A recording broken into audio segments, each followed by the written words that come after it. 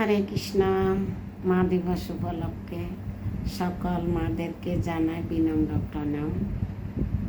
আজকে আমি মা দিবস উপলক্ষে শ্রী চৈতন্য মহাপ্রভু শশী মাতার গুণমহিমা কীভাবে জগতে প্রকাশ করছে তা বলার চেষ্টা করছি। সকলে কৃপা আশীর্বাদ করবেন।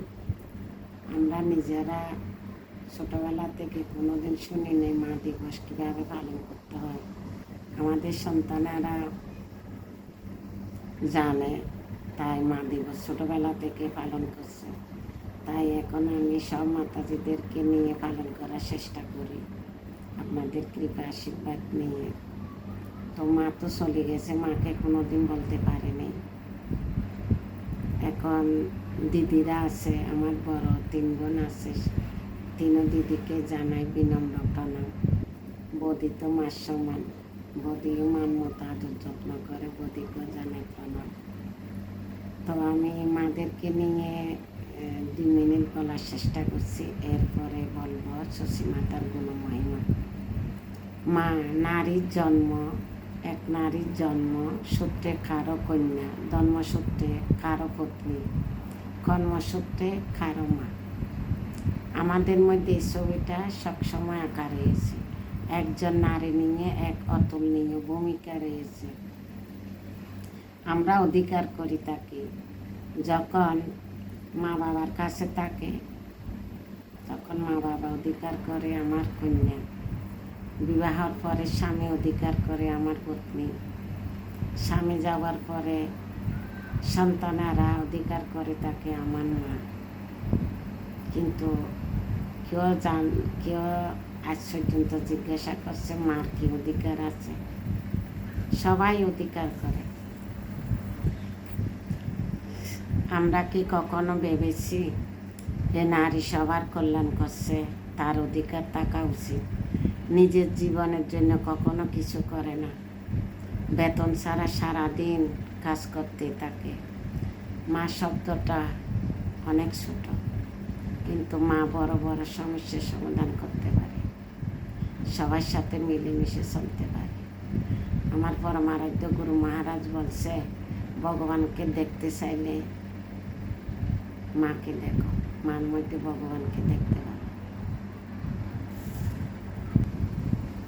হরে কৃষ্ণ। এখন আমি শ্রী চৈতন্য মহাপ্রভু শশী মাতার মহিমা কীভাবে জগতে প্রচার করছে, আপনারা ভিডিওটা একটু বড় হতে পারে, শুনে নেবেন। ভগবান গৌর সুন্দর শশী মাতাকে দেখে ভূমিতে পতিত হয়ে দণ্ডবত প্রণাম করলেন। কখন? যখন সন্ন্যাস নেওয়ার পরে পুলিয়া গ্রাম আসছে, তখন সবাই আসছে, চৈতন্য মহাপ্রভু সবাইকে কৃপা দিছে। এটা অনেক লম্বা বলতে গেলে, তো এগুলো আমি আগে বলছি। তো শশী মাতা সবার পরে আসছে, এই শশী মাতার গুণমহিমা কীভাবে করছে। গৌর সুন্দর শশী মাতাকে দেখে ভূমিতে পতিত হয়ে দণ্ডবত প্রণাম করলেন। তিনি বারবার সংস্কৃত শ্লোক উচ্চারণ করতে করতে তার মাকে প্রদক্ষিণ করতে লাগলেন। তুমি জগৎ জননী, তুমি শুদ্ধ ভক্তিতে পরিপূর্ণ, তুমি ভক্তির প্রতিমুক্তি, তুমি চিন্ময় উৎকর্ষ স্বরূপিণী। যে একবার তোমার শুদ্ধ দর্শন লাভ করবে সে কৃষ্ণ প্রেম প্রাপ্ত হবে। তুমি স্বয়ং বিষ্ণু ভক্তি, যেখান থেকে সব কিছু প্রকাশিত হয়। তুমি ভগবানের শক্তি, তুমি গঙ্গা, দেবকী, যশোদা, দেবহতী, কৌশল্যা, অদিতি, যা কিছু আমি দেখছি সব তোমার থেকে প্রকাশিত হচ্ছে। তুমি যাকে শিক্ষা দাও, পালন করো, সে তোমার গুণপ্রাপ্ত হয়। কার মহিমা করতেছে? শ্রী চৈতন্য মহাপ্রভু শশী মাতার। তোমার সমস্ত গুণ বর্ণনা করার সাধ্য আমার নেই। তোমার উপস্থিতিতে এখানে সবার হৃদয় নির্মল হচ্ছে। তিনি তার মায়ের মহিমা বর্ণনা করে বিভিন্ন শ্লোক আবৃত্তি করলেন, আর এগুলো তিনি সনাতন ধর্মের মহিমা প্রকাশ করলেন। সব সন্তানদের উচিত মার গুণ মহিমা মাদার্স ডে দিন মার কাছে প্রকাশ করলে মা তো জীবনভর কিছু হইল না। কমস কম সন্তানের মুখে প্রশংসা শুনলে মার আনন্দ লাগবে। মা জীবনভর নিঃস্বার্থভাবে সন্তানদেরকে সেবা করে গেছে, লালন পালন করে গেছে। হ্যাঁ, মহাপ্রভু যখন বারবার তার মাকে প্রণাম করেছিলেন, শ্লোক আবৃত্তি করেছিলেন এবং তার শশীমাতা ভক্তির মহিমা বর্ণনা করেছিলেন, তখন শশীমাতা অজর দ্বারাই ক্রন্দন করেছিলেন, খুশিতে ক্রন্দন করতেছে। শ্রী গৌরাঙ্গের মুখচন্দ্র দর্শন মাত্র তিনি চিন্ময় আনন্দে পূর্ণ হয়েছিলেন। শশীমাতা পুতুলের মতো দাঁড়িয়ে রইলেন আর বৈকুণ্ঠপতি গৌরাঙ্গ প্রার্থনা করতে লাগলেন, আমার হৃদয়ে যে কৃষ্ণ ভক্তি রয়েছে তা তোমার ওই কৃপা। এটা দিয়ে শিক্ষা দিচ্ছে জগতের সন্তানারা যে আজকে ধনবান জনবান যা কিছু হচ্ছে মা বাবার আশীর্বাদে, মা বাবা ভগবানের কাছে প্রার্থনা করলে সন্তানেরা অবশ্যই প্রাপ্ত হবে। শুধুমাত্র শশীমাতাকে স্মরণ করবে, যে শুধুমাত্র শশীমাতাকে স্মরণ করবে সে আর জন্ম মৃত্যু সংসার চক্রে আবদ্ধ হবে না। সবাই গঙ্গার জল আর তুলসীর দ্বারা পবিত্র হয়, কিন্তু গঙ্গা তুলসী তোমার স্পর্শে পবিত্র হয়। মা আমাকে ছোট থেকে বড় লালন পালন করতে তুমি কতই না কষ্ট করেছ, তোমার এই ঋণ শোধ করার সাধ্য আমার নেই। প্রতি মুহূর্তে তুমি আমাকে কত স্নেহ কত ভালোবাসা দিয়ে যাচ্ছ, তোমার অপ্রাকৃত গুণাবলী বর্ণনা অতীত। এভাবে মহাপ্রভু তার মাকে শ্রদ্ধা নিবেদন করলেন। এভাবে শ্রদ্ধা প্রত্যেক সন্তানেরা মা বাবাকে শ্রদ্ধা নিবেদন করা উচিত। এই সমস্ত চমৎকার বাক্য শ্রবণ করে ভক্তরা আনন্দ সমুদ্রে নিমজ্জিত হলেন। শশীমাতা জানতেন যে নারায়ণ তার পুত্র রূপে আবির্ভূত হয়েছেন এবং তার যা ইচ্ছা তাই হবে, তিনি ইচ্ছাময় হরি।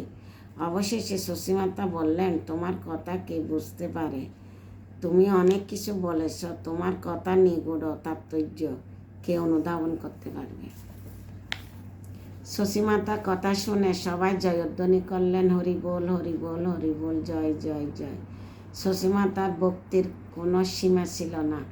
তিনি শ্রী চৈতন্য দেবের নিজের গর্ভে ধারণ করেছেন, পৃথিবীতে নিয়ে এসেছেন।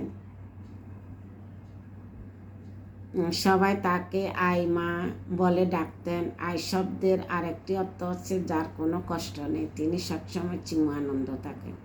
মহাপ্রভু সন্ন্যাস গ্রহণের পর ভক্তরা মৃতপ্রায় হয়ে পড়েছিল।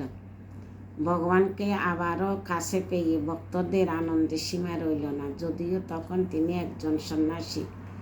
শশীমাতাকে সন্তুষ্ট দেখে নিত্যানন্দ প্রভু খুব আনন্দিত হলেন। তিনি চিন্ময় আনন্দের সাগরে অবগাহন করেছিলেন। অদ্বৈত আচার্য দেবকী মাতার প্রার্থনা পাঠ করলেন এবং শশীমাতাকে প্রণাম নিবেদন করলেন। হরিদাস মুরারি, শ্রী গর্ভ নারায়ণ, জগদীশ, গোপীনাথ সহ বহু ভক্ত শশীমাতাকে সন্তুষ্ট দেখে অপ্রাকৃত আনন্দ অনুভব করলেন। এই চিন্ময় আনন্দকে কথা যদি শ্রবণ করবে, যা পাঠ করবে, তিনি কৃষ্ণ প্রেম লাভ করবে। তারপর শ্রী চৈতন্যদেব তার মায়ের কাছে ভিক্ষা চাইতে গেলেন। সন্ন্যাসীরা ভিক্ষা করে, তাই শশীমাতা তার নিজ পুত্রকে সন্ন্যাসী হিসেবে কিছু দান করতে চাইলেন। শ্রী চৈতন্যদেব বললেন, আমি ক্ষুধার্ত, আমাকে কিছু প্রসাদ দাও। মাকে খুশি করতেছি। রান্না করতে শশীমাতা ছিলেন অতুলনীয়। তিনি অনেক প্রকারের শাক রান্না করতে পারতেন। তিনি এমন অনেক সবজি তৈরি করতেন যেগুলো আমাদের কাছে সম্পূর্ণ অপরিচিত। তিনি সব রকম সবুজ পাতার শাক তৈরি করতে পারতেন। অধিকাংশ মানুষ নালিত শাক, পাট শাক বর্জন করত। আমরা এখন পাট শাকের সিজন, বেশি বেশি পাট শাক 2 দিন পর ভগবানকে দিলে কৃষ্ণ প্রেম লাভ হয়। শোনেন, কারণ এটি তিক্ত স্বাদ যুক্ত। মহাপ্রভু ভক্তদেরকে বললেন, নালিত শাক কখনো অবহেলা করবে না, এটি কৃষ্ণ প্রেম দান করে। নালিত শাক মানে পাট শাক। যদি তোমার মাঝে মধ্যে কৃষ্ণকে নালিত শাক রান্না করে ভোগ দাও, আর সে প্রসাদ গ্রহণ করো, তাহলে তোমার কৃষ্ণপ্রেম প্রাপ্ত হবে। সব সব রকম সবুজ পাতা দিয়ে শাক রান্না করা যায়। মহাপ্রভু শাক খুবই ভালোবাসতেন। মহাপ্রভুকে এগুলো নিবেদন করলে কৃষ্ণপ্রেম প্রাপ্ত হওয়া যায়। শশীমাতা বিশাল ভোগের আয়োজন করলেন এবং প্রতিটি নৈবেদ্যের মধ্যে তুলসী মঞ্জুরি দিলেন। শ্রী চৈতন্য দেব সেই প্রসাদকে প্রথমে প্রদক্ষিণ করলেন, তারপর তিনি বসে প্রসাদ গ্রহণ করলেন। আমরা প্রদক্ষিণ করি। মহাপ্রভুর প্রসাদ গ্রহণে শেষ হওয়া মাত্রই ভক্তরা তার ভক্ত অশেষ পাওয়ার জন্য ঝাঁপিয়ে পড়লেন। এ পর্যন্ত মহাপ্রভু তার মায়ের চরণে পতিত হয়ে বললেন, তুমি আমাকে শরীর দিয়েছ, আমি সব কিছুর জন্য তোমার কাছে ঋণী। এখন তুমি আমাকে আদেশ করো। সন্তানারা শুনে নিও, মার কাছে ঋণী। এখন মাকে বলছে যে তুমি আদেশ করো, আমি কোথায় থাকলে তুমি খুশি হবে। আমি সন্তান তো সন্ন্যাস নিয়ে ফেলছে।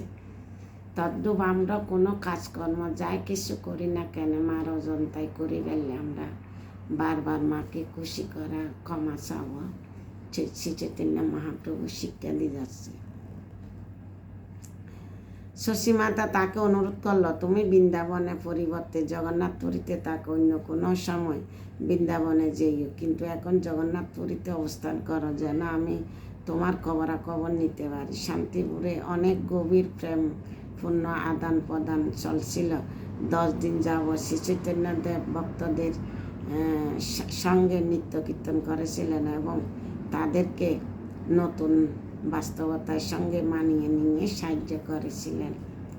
তো এই শশীমাতার গুণমহিমা থেকে আমরা কি শিক্ষা পেলাম? শশীমাতার মহিমা থেকে পুত্র কিভাবে মার প্রশংসা করে গেছে, মা যে জগতে আনছে, গর্ভধারণ করছে, লালন পালন করছে, সব কিছু পুঙ্খানুপুঙ্খনে প্রশংসা করে গেছে মাকে খুশি করার জন্য।